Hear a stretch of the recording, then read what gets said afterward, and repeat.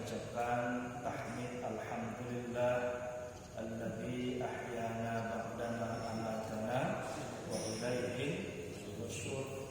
Setelah itu kita mendapatkan karunia taufik tergerak hati kita untuk tidak meneruskan tidur, tetapi kita langsung bangun, mempersiapkan diri untuk melaksanakan sholat subuh.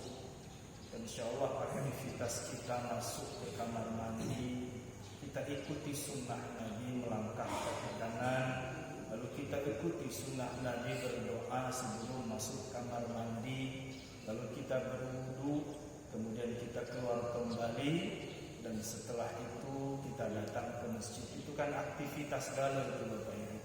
Datang ke masjid, apa kegiatannya? Melangkah. Kalau duduk saja di rumah, tidak sampai ke masjid kita itu. Iya. Kalau kita berkegiatan melangkah kaki gonta-ganti, kiri kanan, kiri kanan, kiri kanan, kiri kanan, sampai ke masjid. Nah, gawe gonta-ganti langkah dari rumah ke masjid itu diganjari pahala oleh Allah. Pahala setengah, gugur dosa setengah. Syaratnya sebelum datang ke masjid kita lah berwudu dulu di rumah. Man tatahhara fi baitihi, barang siapa yang bersuci di rumahnya, lalu kemudian dia datang ke masjid untuk menunaikan salah satu dari 5 waktu, melainkan langkah pertama gugur dosa, kemudian langkah kedua diangkat derajat atau dicatat sebagai pahala. Ada ngitung dulu berapa langkah kaki dari rumah ke masjid? Tidak ada, kurang tahu. Sesekali tidak apa-apa dihitung. Ya, kalau misalkan rumah ke masjidnya itu cuma 5 langkah, bagi 2, ya, 2,5 pahala, 2,5 gugur loh. Kalau langkah dari rumah ke masjid 100, 50 gitu. Semakin jauh semakin banyak dah. Nah, cuman kami tadi Ustaz pakai sepeda motor. Macam mana itu? Ya dihitung juga. Ya, dihitung juga perputaran bannya, minyaknya dan segala macam. Nah, itu semuanya nanti saat dihisab itu luar biasa itu.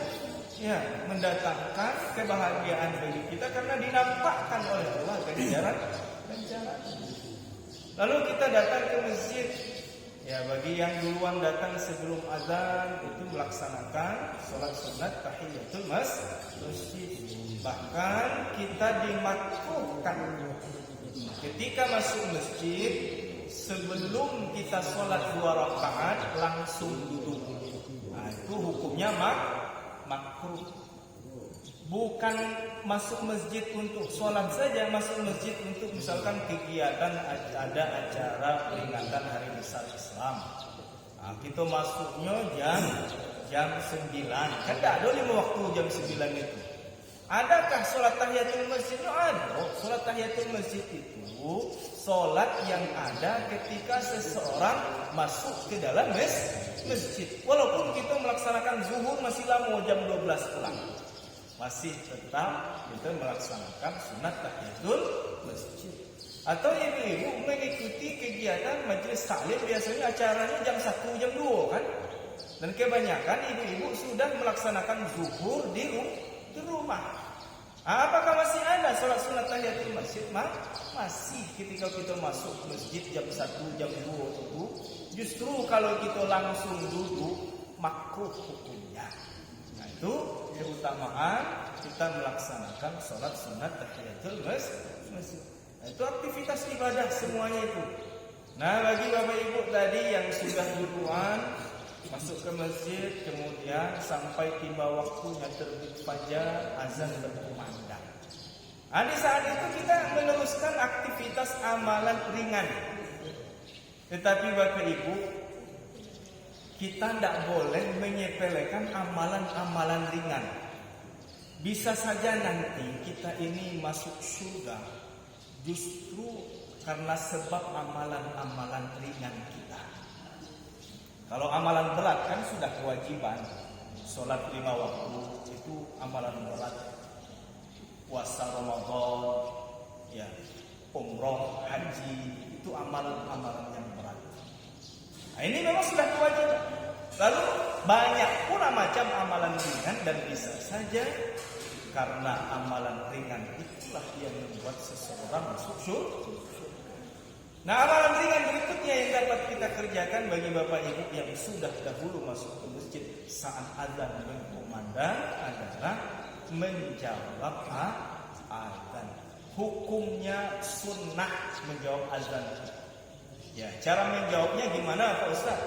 Tinggal mengikuti apa yang diucapkan oleh si muadzin. Allahu Akbar, Allahu Akbar, sama Allahu Akbar, Allahu Akbar. Asyhadu an la ilaha illallah, sama.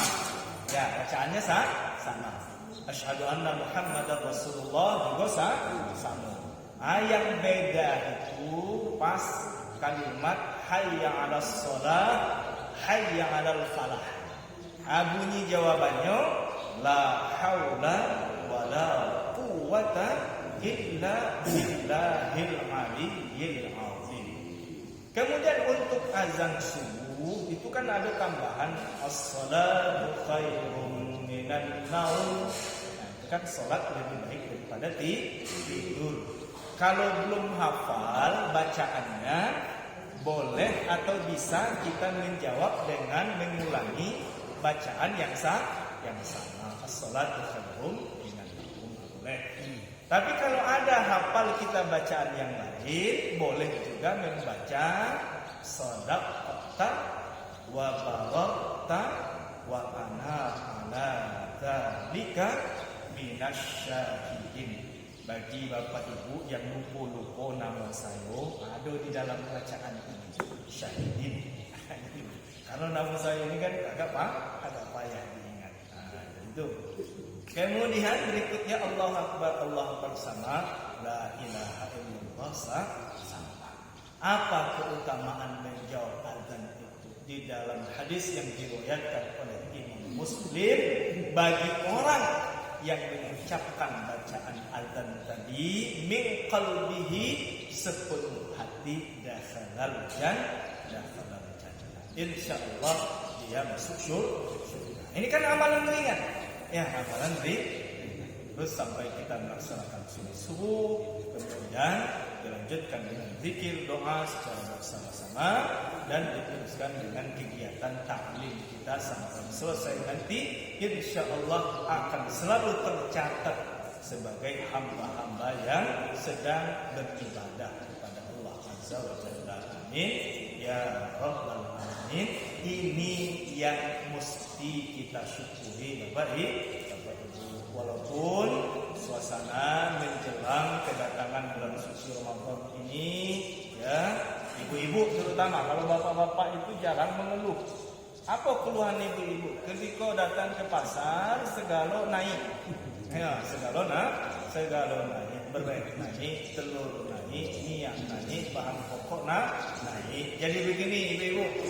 Nah, kalau memang belum turun-turun juga, ya, bahan pokok yang kita perlukan itu nanti ya mulai dari tanggal 11 Maret atau 12 Maret kita puasa sebulan.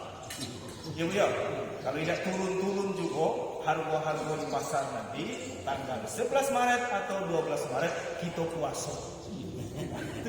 Itu cara menghadapinya itu.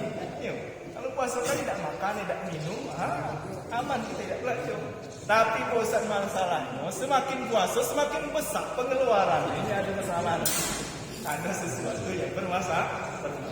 Nah, artinya Bapak Ibu, tinggal menghitung hari kita akan kedatangan bulan suci Ramadan. Nah, insyaallah kalau tidak tanggal 11 hari Senin kita mulai puasa. Karena kalau Muhammadiyah itu sudah menetapkan hari Senin tanggal 11 Maret. Sementara pemerintah masih menunggu sidang isbat. Ya, sidang isbat untuk menetapkan kapan awal Ramadan tahun ini. Hanya saja sedikit bocoran untuk awal Ramadan tahun ini ada potensi berbeda. Ya, artinya pemerintah akan kemungkinan ini, walaupun kepastiannya setelah sidang isbat, pemerintah itu di hari Selasa, sementara Muhammadiyah lebih dahulu di hari Senin. Kemudian untuk Lebaran ada potensi sama, tapi kepastiannya nunggu sidang isbat juga. Kalau Muhammadiyah itu sudah menetapkan 10 April. Nah, pemerintah bisa 10 April, bisa Lebaran sesudah 10 April. Nah, kalau misalkan terjadi nanti perbedaan, terserah gitu, ndak puasa hari Senin silakan, ndak mulai puasa hari Selasa silakan. Lebarannya nanti berbeda pula misalkan. Ikut Muhammadiyah boleh, ikut pemerintah lebih utama lagi. Tetapi yang tidak boleh itu cikil itu cak mana Ustaz? Mulai tidak belakang, Lebaran tidak duluan. Itu nanti. Mulai puasa ikut pemerintah, karena pemerintah misal ini belakangan. Lebaran ngikut Muhammadiyah yang duluan, pemerintah belakangan. Ini yang tidak boleh. Kalau begitu modelnya pasti puasanya kurang sehari. Ya, kurang dari satu bulan, dan itu wajib diqadha. Bapak Ibu jamaah yang dimuliakan Allah Subhanahu wa taala, mendengar kabar tidak lama lagi Ramadan akan datang. Bagaimana selayaknya orang beriman menyikapi kedatangan bulan suci Ramadan? Pertama, kita sebagai orang-orang yang beriman tentu menyikapi dengan perasaan bersukacita, bergembira, senang hati.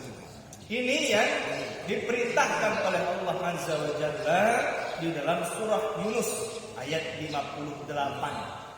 Qul bi fadlillah wa bi rahmatihi fabidzalika falyafrahu huwa khairun mimma yajma'un. Katakan wahai Muhammad, dengan sebab karunia dan rahmat Allah, hendaklah dengan itu mereka bergembira. Maknanya ketika kita diberikan karunia, ketika kita mendapatkan rahmat dari Allah Azza wa Jalla, apalagi karunia dan rahmat itu sesuatu yang agung, sesuatu yang besar, maka sepantasnya kita bergembira. Di antara karunia besar Allah kepada kita umat Islam adalah keberadaan bulan suci Ramadan. Ini karunia yang sangat besar. Itu sebabnya ketika datang bulan suci Ramadan, Rasul sallallahu alaihi wasallam memberi kabar gembira kepada para sahabat, lalu menjelaskan alasan kenapa kita harus bergembira, kenapa kita pantas bergembira menyambut kedatangan bulan Ramadan.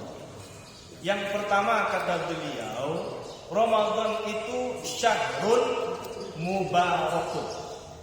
Apa itu syahrul mubarakun? Bulan yang diberkahi.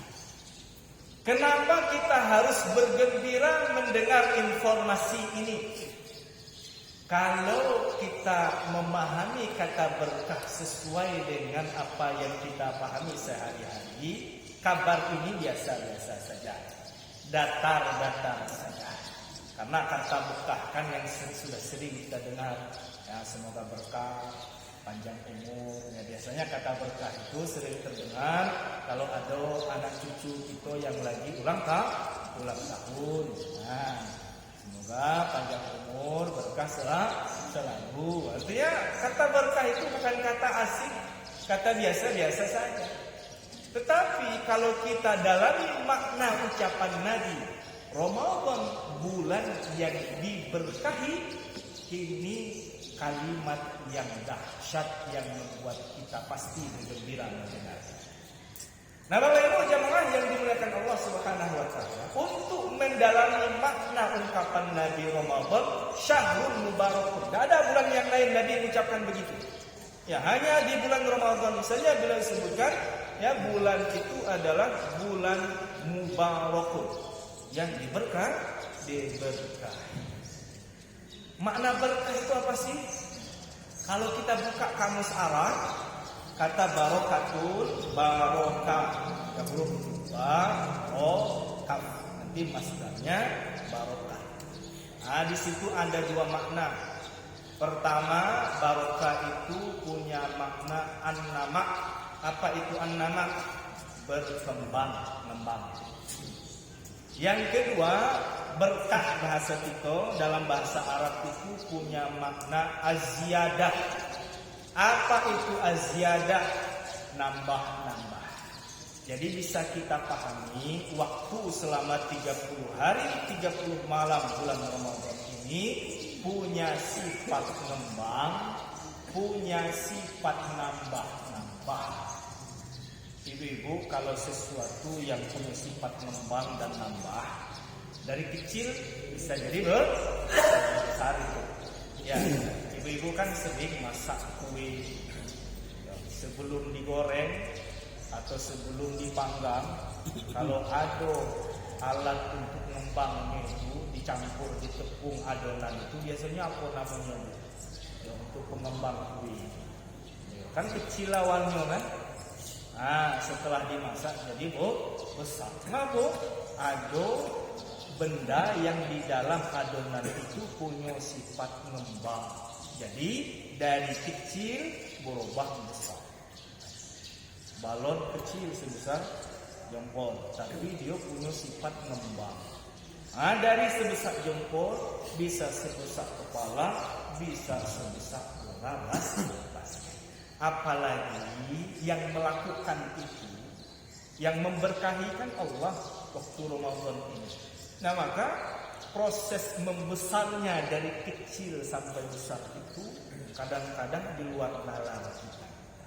Yang setitik bisa sebesar gunung itu, setetes bisa menjadi lautan. Allah yang melakukan. Nah, itulah kira-kira makna waktu selama bulan Ramadan. Lalu kenapa kita bergembira dengan sifat waktu yang begitu? Yang membuat kita bergembira karena ketika kita beribadah berdampak terhadap pahala yang kita terima. Pahala yang kita dapati selama beribadah di waktu ngembang itu ikut ngembangnya. Dari kecil menjadi besar. Nah, makanya kata Nabi, pahala amal soleh selama bulan Ramadan yang di luar Ramadan itu amalan-amalan sunnah ketika dikerjakan di dalam bulan Ramadan itu pahalanya melebihi pahala wajib ketika kita beribadah di luar Ramadan. Pahala wajib yang ketika kita lakukan di bulan Ramadan itu dilipat gandakan oleh Allah beratus-ratus kali lipat sampai 700 kali lipat hingga kelipatan yang tidak terhingga. Itu makna berkah. Puncak ngembangnya pahala kita itu ada pada satu malam. Ya, ada pada satu malam. Namanya malam Lailatul Qadar. Saking besarnya ngembang pahala kita yang kita lakukan di malam Lailatul Qadar itu, pahala ibadah yang satu malam tersebut setara dengan amalan itu yang sama selama 30.000 malam. Kenapa? Karena Lailatul Qadri khairun min alfi syahrin. Keutamaan ibadah malam Lailatul Qadar itu lebih baik daripada 1000 bulan. 1000 bulan itu berapa malam? Kalikan saja. Taruhlah kita bulatkan, satu bulan itu kan ada 30 malam. 30 dikali 1000, ya berarti 30.000 malam. Apa maksud firman Allah Lailatul Qadri khairun min alfi syahrin itu? Satu malam Lailatul Qadar lebih baik daripada 30.000 malam nilai pahala yang kita raih saat beribadah pada malam. Jadi itu makna Lailatul Qadar. Lailatul Qadar itu bukan aneh-aneh maknanya. Dulu Pak Imam ketika saya masih kecil, Ya, jadi ada selentingan makna Lailatul Qadar itu kejadian luar biasa pada malam itu nampak dengan wujud yang terlihat oleh mata kepala. Nah, jadi kalau malam Lailatul Qadar itu pucuk kelapa merunduk, pohon kelapa itu merunduk, air di ember beku, buku. Nah, jadi dulu ketika kecil-kecil masih kelas 4, kelas 5 SD kami di dusun itu ada kegiatan tadarus ngaji di surau. Ya, pulang dari masjid itu kadang-kadang jam 12 jam 1. Nah, kadang-kadang saya intip loh itu. Pas pulang itu nengok di jalan kan banyak pohon kelapa. Tidak ada yang berunduk-unduk selama ngaji-ngaji di bulan Ramadan ini. Tidak ada pula ketemu malam itu atau selama bulan Ramadan ada air beku di dalamnya. Karena memang bukan itu malam Lailatul Qadar maknanya. Makna malam Lailatul Qadar itu adalah satu malam tersebut karena mulia, karena berkah di sisi Allah, maka nilai pahalanya itu setara dengan kita melakukan ibadah yang sama selama 30.000 malam. Contoh ibadah yang kita lakukan sholat tarawih. Pahala sholat tarawih yang berpapasan dengan malam Lailatul Qadar yang semalam itu sama dengan kita sholat tarawih tiap malamnya.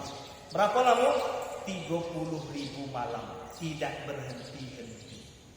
Dibandingkan pahala sholat kita selama 30.000 malam tidak berhenti dengan pahala sholat kita yang satu kali pas malam Lailatul Qadar itu, maka lebih besar pahala sholat tarawih yang satu kali pada malam Lailatul Qadar. Ini sangat menggembirakan. Kenapa? Gak mungkin Bapak Ibu kita sanggup sholat tarawih berturut-turut selama 30.000 malam. Jangankan 30.000 malam berturut-turut Pak Ustaz, 03-nya itu dihilangkan, tinggal 30 malam saja lah telita gitu. Iya, 30 malam saja lalita. Apalagi 30.000 malam.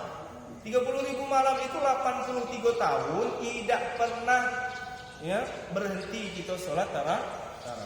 Nah, itu yang dimaksud dengan malam Lailatul Qadar. Di situ nanti puncak bertambahnya nilai pahala amal soleh kita di sisi Allah Azza wa Jalla. Ini sangat menggembirakan kita saat mendengar kabar dari Nabi Ramadan bulan yang diberkahi. Bapak Ibu jamaah yang dimuliakan Allah Subhanahu wa taala, kabar gembira yang kedua terkait dengan keberadaan surga yang kita harap-harapkan. Bapak Ibu kalau ditanya di akhirat kelak hendak surga atau neraka, jawabannya saya lah tahu. Tidak usah dijawab. Ya. Termasuk orang-orang yang tidak sholat, tidak sembahyang, tidak puasa, ketika ditanya di akhirat kelak tidak masuk surga atau tidak masuk neraka, kira-kira jawabannya apa Bapak Ibu?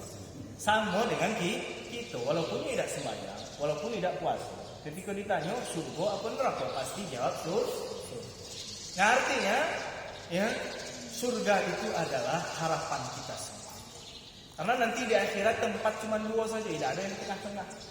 Kecuali paham Mu'tazilah. Mu'tazilah itu ada paham manzilah baina manzilatain. Ada kelompok orang nanti tidak di surga, tidak pula di neraka, tapi di tengah-tengah. Cuman kalau ahlu sunnah wal jamaah harus hitam putih, cuma dua saja nanti tempat muara akhir manusia itu, surga, neraka. Nah, kita tentu berharap muara itu nanti berlabuh di surganya Allah Azza wa Jalla. Nah, Ramadan ini kabar gembira bagi kita. Kenapa? Tuftahu fihi abwabul jannah, kata Rasulullah. Selama bulan itu pintu surga terbuka, pintu neraka tertutup, setan-setan terbelenggu. Tidak ngicu saat setan terbelenggu. Ngapa? Dalam bulan Ramadan itu masih banyak orang yang tidak puasa, masih banyak orang maling, masih banyak orang berbuat maksiat. Berarti tidak terkebat setannya itu masih tinggal. Jadi begitu. Ada dua cara ulama memaknai kalimat Nabi ini.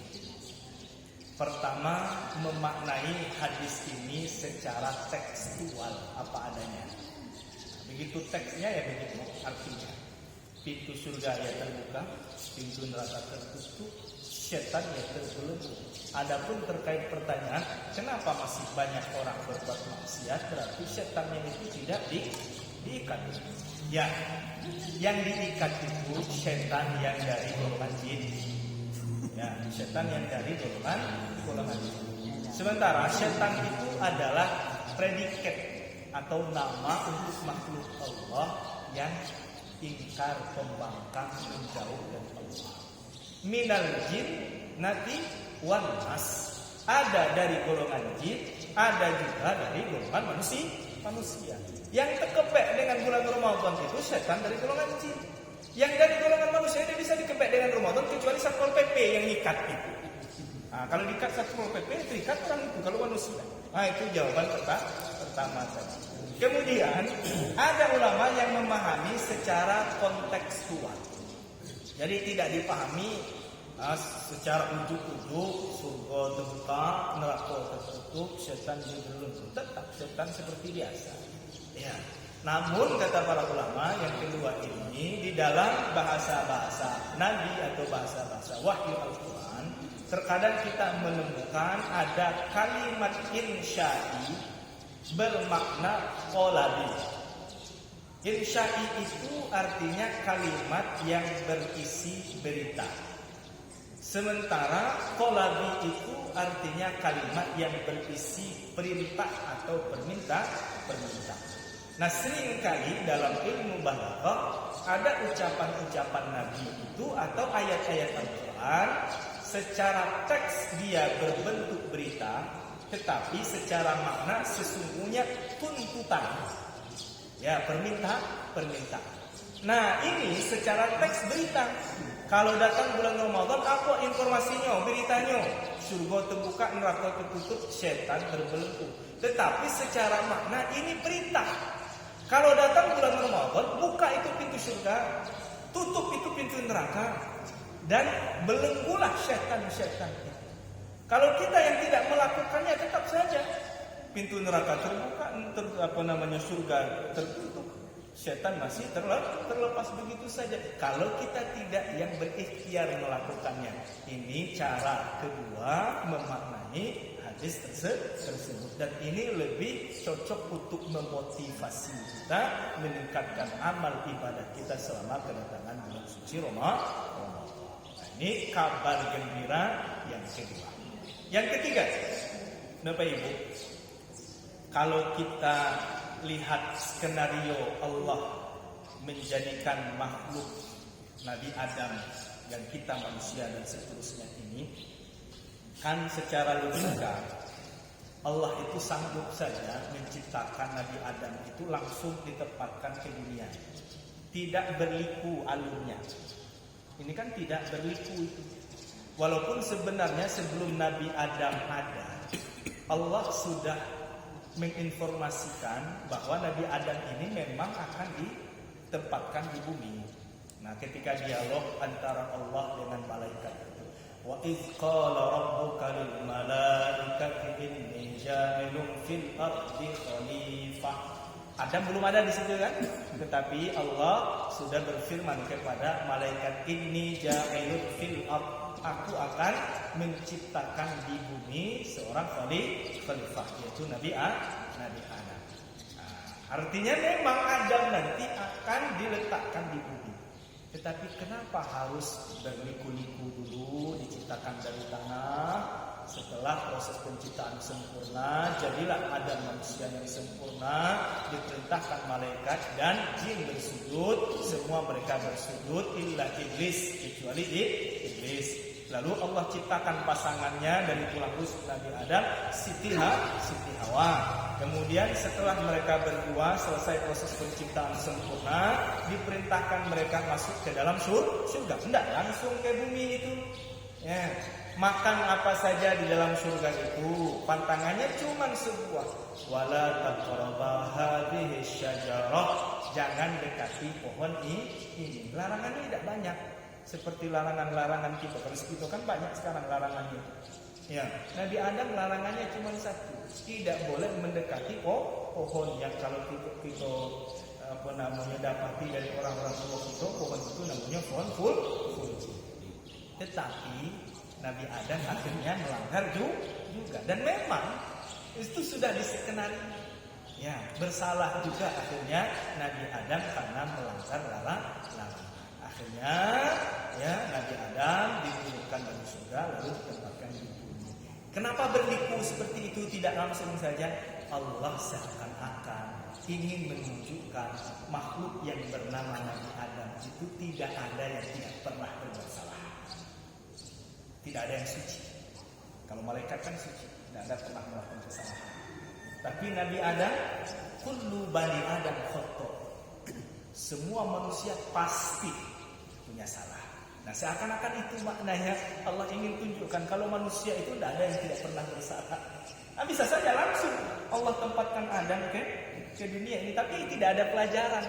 Nah, bisa saja nanti banyak manusia-manusia yang mengaku dirinya suci, dan bahkan nanti itu saja masih saja ada manusia-manusia yang mengaku suci, mengaku Tuhan seperti yang dilakukan oleh Fir'aun. Nah, itu maknanya. Nah, dengan demikian bisa kita simpulkan manusia itu pasti punya salah, punya dosa. Untungnya kita umat Rasulullah SAW disiapkan banyak fasilitas untuk membersihkan dosa-dosa. Salah satu fasilitas terbesar untuk kita menggugurkan dosa adalah kehadiran Ramadan. 3 in 1. 3 in 1. 3 ibadah, 1 tujuan hanya ada di bulan Ramadan.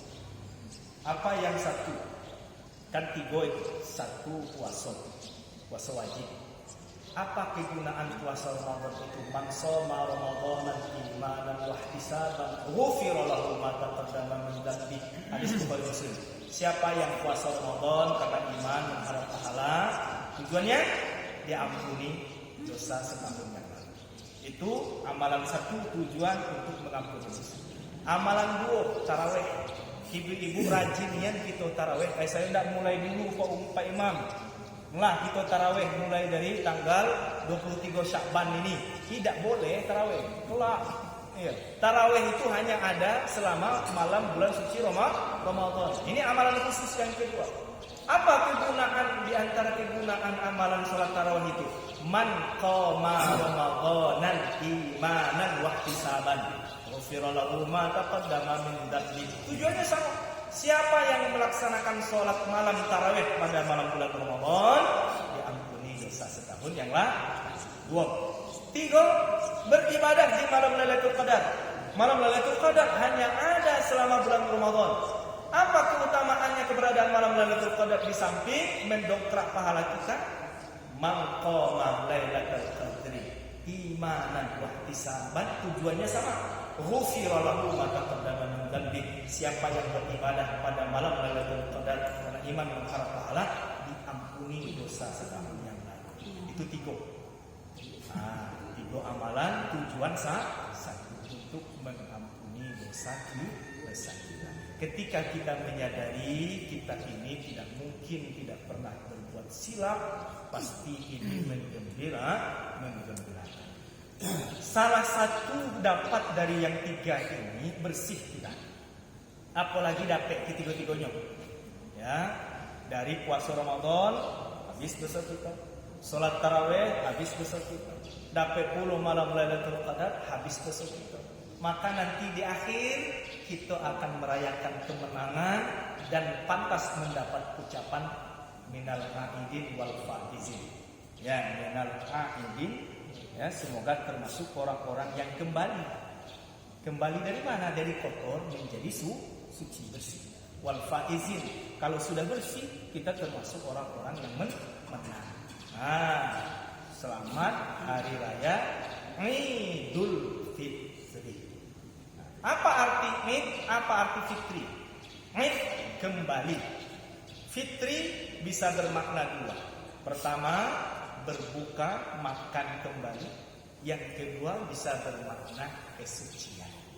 Artinya Idul Fitri itu kembali kepada kesucian. Kenapa kita telah kembali kepada suci? Karena ada fasilitas 3 tadi.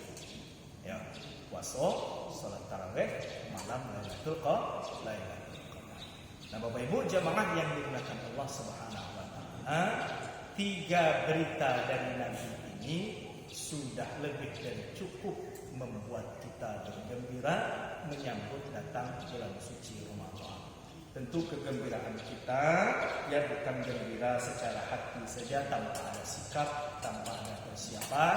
Terakhir yang perlu kita persiapkan menyambut kedatangan bulan suci Ramadan yang tidak menghitung hari, minimal 4 persiapan dasar. 1, persiapan fisik. Apa yang harus dipersiapkan? Jaga kesehatan. Karena ibadah di dalam bulan suci Ramadan itu untuk fisik. Kalau sakit-sakitan gitu, cak mana nggak puasa. Kalau sakit-sakitan gitu, cak mana nggak ikut cara. Nah, pokoknya persiapan fisik ini persiapan yang sangat dasar yang harus kita lakukan. Di samping kita terus berdoa, ya Allah, mudah-mudahan selama puasa kelak badan sehat sehingga dapat ibadah baik siang maupun malam. Yang kedua, persiapan spiritual. Spiritual itu persiapan secara agama. Yang paling pokok dalam hal spiritual ini yang harus kita persiapkan adalah persiapan iman. Kenapa? Karena yang dipanggil nanti orang iman, bukan orang Islam. Ya ayyuhalladzina amanu, bukan ya ayyuhal Islam. Artinya tidak semua orang Islam yang terpanggil. Hanya orang-orang Islam yang beriman nanti yang terpanggil selama bulan suci Ramadan. Kita tingkatkan iman di kita. Yang ketiga, persiapan sosial. Apa maksud sosial ini? Hubungan antar sesama kita, mulai dari yang terdekat, keluarga dekat, keluarga jauh, tetangga dekat, tetangga jauh, dipastikan sudah tidak ada lagi masalah antara sesama kita. Maka yang harus kita lakukan saling memaafkan. Terakhir, persiapan ilmu. Jadi harus kita siapkan pemahaman kita terkait dengan tata cara ibadah, baik tata cara puasa maupun tata cara sholat tarawih dan yang lainnya. Kita pelajari lagi supaya nanti saat datang Ramadan persiapan dasar sudah kita persiapkan. Akhirnya kita benar-benar siap menjemput kehadiran bulan suci Ramadan. Bapak Ibu, demikian yang dapat disampaikan dalam kesempatan ini. Terima kasih atas perhatian. Mohon maaf jika ada salah dan khilaf. Tentunya kita berdoa kepada Allah. Allah berkahi umur kita, usia kita di akhir bulan Sya'ban disampaikan ke bulan Ramadan. Amin. Ya Rabbi. Subhanaka Allahumma rabbana wa bihamdika asyhadu an la ilaha illa anta wa astaghfiruka wa atubu ilaik. Terima kasih atas perhatian Bapak Ibu. Mohon maaf jika ada salah khilaf. Akhir kalam billahi taufiq wal hidayah. Assalamualaikum warahmatullahi wabarakatuh.